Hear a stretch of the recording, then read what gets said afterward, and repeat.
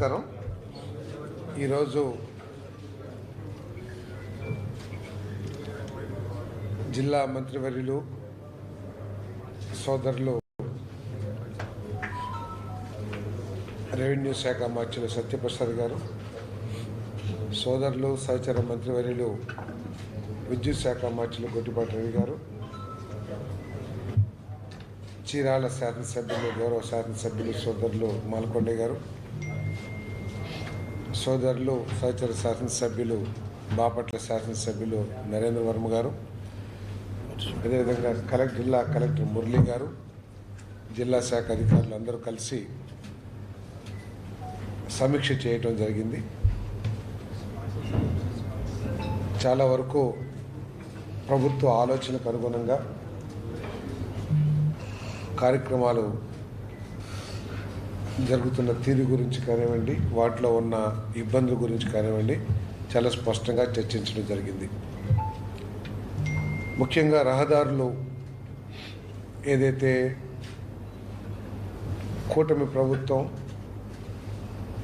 ఇంపార్టెంట్గా తీసుకుని జనవరి ఫిబ్రవరి కల్లా ఈ పాట్ హోల్స్ ఏదైతే పూర్తి చేయాలనుకున్నారో అవి ఇప్పటికీ 73% పనులు పూర్తయినాయి. ఇంకా 27% పనుల్ని ఫిబ్రవరి మాసంలో పూర్తి చేయడానికి అన్ని చర్యలు కూడా తీసుకున్నామని చెప్పేసి రివ్యూలో స్పష్టం చేయడం జరిగింది. మరి కొంతమంది శాసనసభ్యులు దాని మీద క్వాలిటీ ఇంకా పెంచాలని, రోలింగ్ కానివ్వండి లేకపోతే స్పెసిఫికేషన్ ప్రకారం చేయాలని చెప్పేసి చాలా గట్టిగా చెప్పారు. ఎవరైతే కాంట్రాక్టర్లు నాణ్యతని పాటించట్లేదో, డిపార్ట్మెంట్ నిర్దేశించిన నాణ్యతా ప్రమాణాలని పాటించని కాంట్రాక్టర్ల మీద కఠిన చర్యలు తీసుకోమని చెప్పేసి సమావేశం అభిప్రాయపడిందని చెప్పేసి కూడా మనం చేస్తా ఉన్నాం. అదేవిధంగా ఇంతకుముందు అగ్రిమెంటు ఎంటర్ అయ్యి పనులు చేయని కాంట్రాక్టర్లు ఎవరైతే ఉన్నారో అవసరమైతే నిబంధనల ప్రకారం ఆ కాంట్రాక్టులు క్యాన్సిల్ చేసి కొత్త కాంట్రాక్టర్లకి పనులు ఇచ్చే చర్యలు కూడా తీసుకోవాలని చెప్పేసి సమావేశం అభిప్రాయపడింది.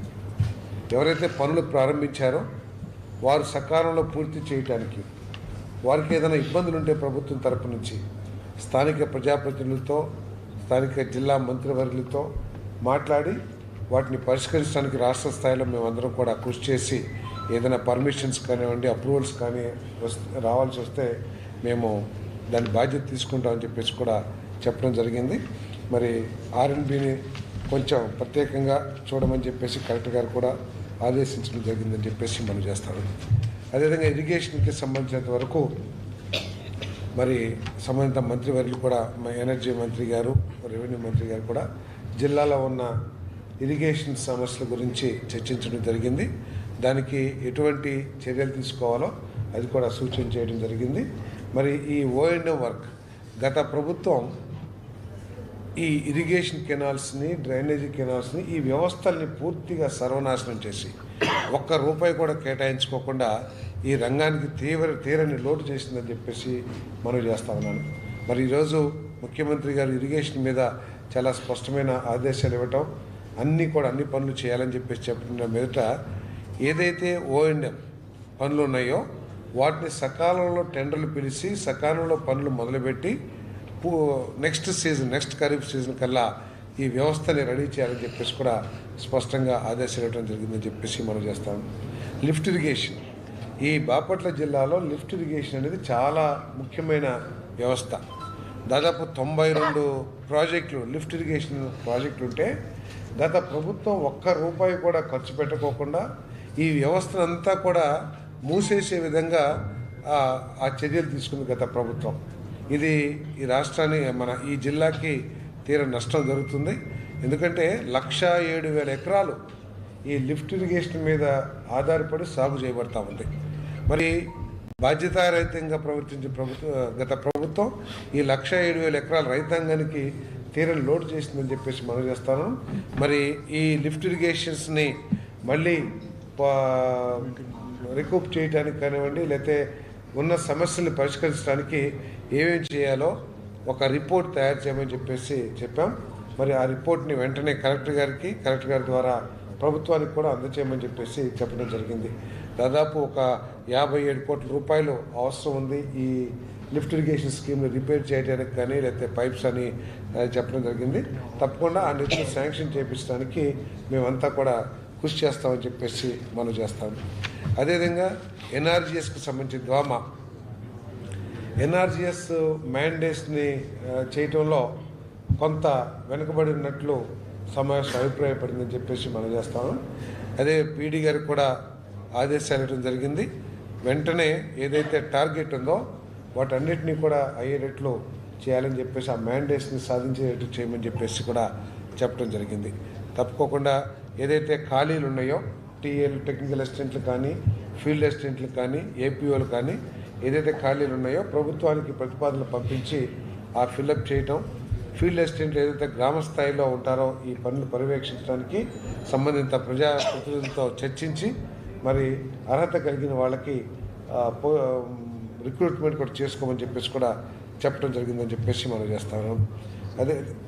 అదేవిధంగా ఎందుకంటే ఈ ఎన్ఆర్జీఎస్ వర్క్స్ ఎంత ప్రాముఖ్యం అంటే దీని ద్వారా జనరేట్ అయిన మ్యాండేట్ ద్వారా వచ్చిన నిధుల్లో 40% ఈ మెటీరియల్ కాంపోనెంట్ ద్వారా సీసీ రోడ్లు ఇవన్నీ కూడా వేసుకుంటానికి అవకాశం ఉంటుంది. కాబట్టి దీని మీద దృష్టి పెట్టమని చెప్పేసి చెప్పడం జరిగింది. కొన్ని రోడ్లు ప్రత్యేకంగా మన ఎనర్జీ మినిస్టర్ గారు ఆ రోడ్లు కొన్ని మెజర్మెంట్స్ కూడా మారుస్తానికి అవకాశం ఉందేమో అని చెప్పేసి కూడా మరి స్పష్టంగా ఆదేశాలు ఇవ్వడం జరిగింది. అంటే 9 అడుగులు 10 అడుగులు ఆ విధంగా విడ్త్ని నిర్ణయించిన చోట ఖాళీ ఉన్నట్లయితే డ్రైనేజీకి చెట్ల పెంపకానికి వదిలేసి ఆ రోడ్ని ఇంకా వెడల్పు చేయడానికి ప్రజోపయోగంగా అంటే 2 వెహికల్స్ తప్పుకునే విధంగా అవకాశం ఉందేమో కూడా చూడమని చెప్పారు. పంచాయతీరాజ్ ఎస్సీతో వాళ్ళతో చర్చించి తగు చర్యలు తీసుకుంటానికి కూడా మరి ఆదేశాలు ఇవ్వడం జరిగిందని చెప్పేసి మనం చేస్తూ ఉంటాం. అదేవిధంగా టూరిజం బాపట్ల జిల్లాలో టూరిజంకి అపారమైన అవకాశాలు ఉన్నాయి. ఎందుకంటే సీషోర్ చాలా పొడవైన సముద్ర తీర ప్రాంతం కానివ్వండి, ఇంకా అనేక వసతులు ఉండటం మూలంగా దీని మీద ప్రత్యేక దృష్టి పెట్టాలని చెప్పేసి సమావేశం అభిప్రాయపడింది. మరి కలెక్టర్ గారికి దీని మీద రివ్యూ చేసి ఒక 97 కోట్ల రూపాయలతో ఇప్పటికే సూర్యలంక బీచ్ అభివృద్ధి చేయడానికి ఒక ప్రాజెక్ట్ రిపోర్ట్ లాగా తయారు చేశారు. అదేవిధంగా చీరాలకు కూడా ఒక ప్రాజెక్ట్ రిపోర్ట్ తయారు చేయమని చెప్పేసి రిక్వెస్ట్ చేశాను. ఈ రెండింటి మీద చర్చించి, ఎందుకంటే ఈ జిల్లాకి ఇది చాలా ముఖ్యమైన ప్రాజెక్టులు కాబోతున్నాయి. అంతేకాకుండా గౌరవ ముఖ్యమంత్రి గారు కూడా సర్వీస్ సెక్టర్లో ఉన్న ఈ టూరిజం డెవలప్ అయితే ఉపాధి అవకాశాలు పెరుగుతాయి, ఆదాయాలు కూడా పెరుగుతాయి. మరి ఇది ఒక టూరిస్ట్ సెంటర్గా డెవలప్ అవడానికి అవకాశం ఉంటుంది. కాబట్టి దీని మీద ప్రత్యేక దృష్టి పెట్టి దానికి ఈ 2 బీచ్లు కూడా ఒక ప్రాజెక్టులు తయారు చేసి మరి అందరు ప్రజాప్రతినిధులను కూడా కలిసి ముఖ్యమంత్రి గారు కలిసి వచ్చే బడ్జెట్లో ఈ 2 డెవలప్ చేస్తానికి కావాల్సిన నిధుల్ని ఏర్పాటు చేస్తామని కూడా మేము మనవి చేస్తాము. అదేవిధంగా ఎనర్జీ డిపార్ట్మెంట్ కూడా మరి ఆర్డిఎస్ఎస్ వర్క్ల గురించి మరి సూర్య గారి గురించి చర్చించడం జరిగింది. కలెక్టర్ గారు తర్వాత మన బ్యాంకర్సు ఎనర్జీ డిపార్ట్మెంట్ వారు కలిసి ఈ సూర్య గారు ఏదైతే ఇంటింటికి సోలార్ ప్యానెల్ ఏర్పాటు చేసి 3 కిలోవాట్ 2 కిలోవాట్ ఏదైతే ఆలోచన చేస్తున్న సూర్య గారు స్కీమ్, దానికి కావాల్సిన నిధులు, కావాల్సిన రుణాలు, దాన్ని ఏ విధంగా అమలు చేయాలనే దాని మీద వెంటనే కలెక్టర్ గారు నాయకత్వంలో ఒక మీటింగ్ ఏర్పాటు చేసి బ్యాంకర్స్తో కూడా రుణాలు ఇప్పించడం కోసం, లబ్ధిదారులకు రుణాలు ఇప్పించడం కోసం ఒక ఆలోచన చేయమని చెప్పేసి చెప్పారు.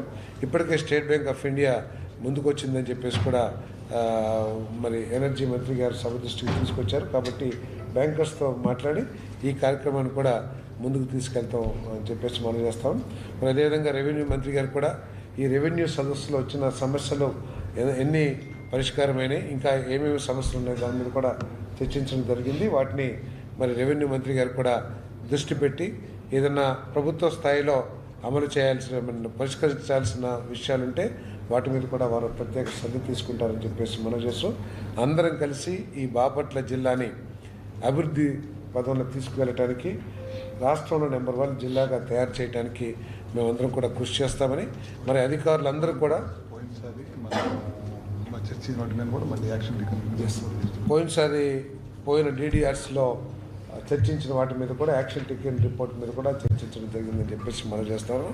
మరి ముఖ్యమంత్రి గారు విజన్ 2047 ఏదైతే ఉందో దాన్ని సాధించడం కోసం ఆయన అనేక లక్ష్యాలని నిర్దేశించడం జరిగింది. ప్రతి ఒక్కరికి కూడా, ప్రతి డిపార్ట్మెంట్కి కూడా ఆ లక్ష్యాలను సాధించే దిశలో ప్రతి అధికారి కూడా అప్రమత్తంగా పనిచేయాలని, వాటిని దృష్టిలో పెట్టుకుని ఏ విధంగా ఈ బాపట్ల జిల్లాలో గౌరవ ముఖ్యమంత్రి గారు 2047లో భాగంగా లక్ష్యాలని నిర్దేశించారు, అవి సాధించడానికి కృషి చేయాలని చెప్పేసి కూడా అధికారులకి సూచించేయడం జరిగిందని చెప్పేసి మనం చేస్తాం.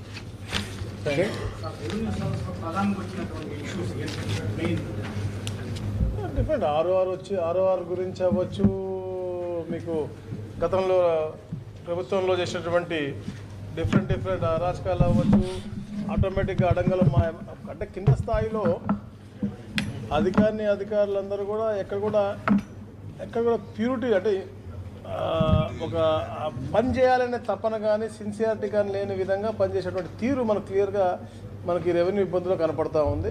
కాకపోతే దాంట్లో చెప్పినట్టు నేను నిన్న కూడా చెప్పినట్టుగా 70% ఏదైతే వస్తున్నాయో మనకి ఇబ్బందులు, దాంట్లో 30-40% మనం చేయగలిగినవి కావు. అది సబ్జుడీస్ అవ్వచ్చు, లేకపోతే చేయలేనటువంటి వాళ్ళు కూడా వస్తూ ఉన్నారు. వాళ్ళకు కూడా ఎందుకు చేయలేము అనేది కూడా క్లియర్ కట్గా మేము స్పీకింగ్ ఆర్డర్ కూడా ఇస్తూ ఉన్నాం. చేయగలిగినవి పూర్తిగా కూడా దాన్ని ప్రాసెస్లో పెట్టి గ్రీఫ్ ఉన్నోళ్ళ ఈ 2-3 పార్టీలు ఉంటే వాళ్ళకు కూడా నోటీసులు ఇచ్చి, ఎలాగైతే రీసర్వే మళ్ళీ స్టార్ట్ చేసి చుట్టుపక్కల అందరికి కూడా నోటీసులు ఇచ్చి చేస్తా ఉన్నాం. ఈవెన్ సదస్సుల్లో వచ్చిన గ్రీవెన్స్ కూడా అవతల పార్టీకి కూడా నోటీస్ ఇచ్చి దాన్ని రిజాల్వ్ చేసే దిశగా మేము ముందుకు వెళ్తాను. అంటే పగడ్బందీగా, ఎందుకంటే గత ప్రభుత్వం కానీ అప్పుడున్నటువంటి అధికారులందరూ కూడా అసలు అక్కడ చెయ్యాలని తప్పన అనే పని ఎప్పుడూ లేదు. పొల్యూటెడ్ సిస్టమ్ ఉండింది అక్కడ గతంలో. ఆఫీసర్స్ వేర్ లైక్ ఆ సిస్టమ్ అలా అలవాటు అయిపోయింది. అది క్లెన్సింగ్ చేయడానికి టైం పడుతుంది. ఇప్పుడు 7 నెలలు అయింది ఇంకా కాలేదంటే అది టైం పడుతుంది. ఎందుకంటే అంత పొల్యూట్ అయిపోయినటువంటి వ్యవస్థ, ముఖ్యంగా రెవెన్యూ వ్యవస్థ కింద స్థాయిలో పొల్యూటెడ్ అయిపోయింది. దాన్ని క్లెన్స్ చేసుకుంటూ వస్తూ ఉన్నాం. తప్పకుండా మీకు బెటర్ అవుట్కమ్ మీకు వస్తుంది. ఓకే, ధాన్యం గురించి నిన్న ఇందాక చర్చించడం జరిగింది.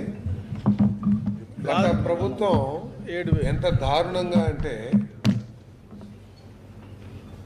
ఇది ప్యాడీకి ఒక సెంటర్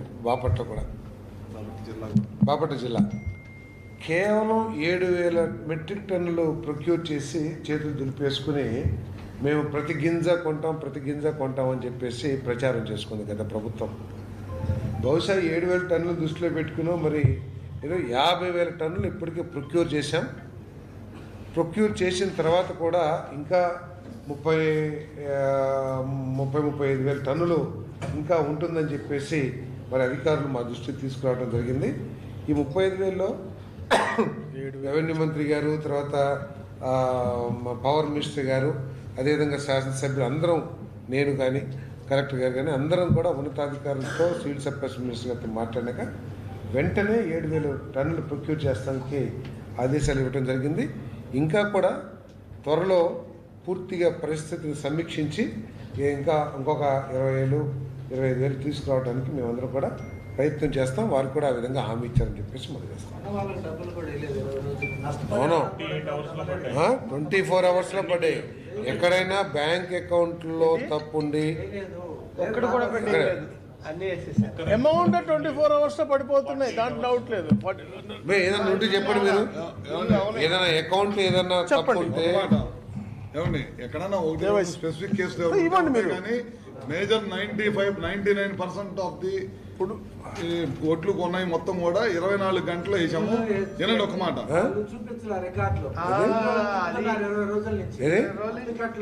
అది స్పెసిఫిక్ ఇవ్వండి, మిల్లింగ్ యాక్షన్ తీసుకుంటారు కలెక్టర్ గారు. 20 రోజుల నుంచి రైతులు తిప్పుతున్నారు, రికార్డులో చూపించుకోవాలి. ఒక మాట ఎక్కడన్నా నరేంద్ర ఎక్కడన్నా 1-2 విషయాల్లో జరిగి ఉండొచ్చు, కానీ ఇదేంటంటే అన్నిటికీ అంటగడితే ఇబ్బంది అయింది. ఇంత పెద్ద ఎత్తున కొనుగోలు నాకు తెలిసి ఎప్పుడు చేయలేదు. చేసిన 24 గంటలు డబ్బులు వేయటం అనేది ఎక్కడ లేదు. గత ప్రభుత్వం చేసిన బాకీలు కూడా 1,850 కోట్ల రూపాయలు, 1,650 కోట్ల రూపాయల డబ్బులు ఈ ప్రభుత్వం అధికారంలోకి వచ్చిన తర్వాత రైతులకు డబ్బులు కట్టిన ప్రభుత్వం చంద్రబాబు నాయుడు. ఎందుకంటే ఒకటి రెండు చిన్న విషయాలకి తీసుకొచ్చి ఏదైనా ఇమీడియట్ గా ఉంటే అది కలెక్టర్ గారి దృష్టికి తీసుకెళ్తే ఇమీడియట్ గా రెక్టిఫై ఆయన చేస్తారు. చెప్పేది ఏమంటున్నాడంటే మిల్లోళ్ళే ఇంకా ఎక్కించలేదు, అది తప్పది, అది వాళ్ళ మీద చర్యలు తీసుకుని ఎందుకు చేయలేదు? కలెక్టర్ గారు ఏదైనా అట్లాంటివి ఉంటే అది మనం మనం సాల్వ్ చేద్దాం. రైస్ మిల్లర్స్ మాట్లాడి ఇట్లా మొన్న నాకు మేడం ఎట్లా వచ్చింది ఇమీడియట్ గా సాల్వ్ చేసి అవును. నిమిషాల్లో అయిపోయింది.